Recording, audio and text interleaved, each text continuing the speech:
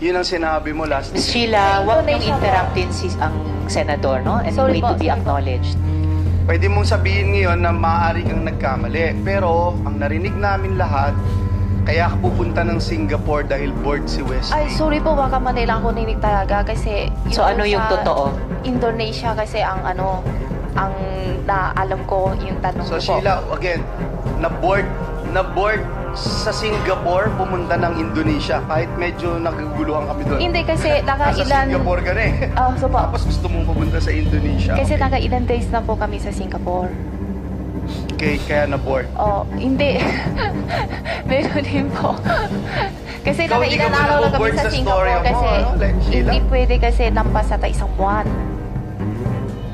Sa Singapore. Ms. Sheila, nagugulat ako. Well, buti na rin, tulad ng naming mga Pilipino, bilang isang Asian din, nakakayanin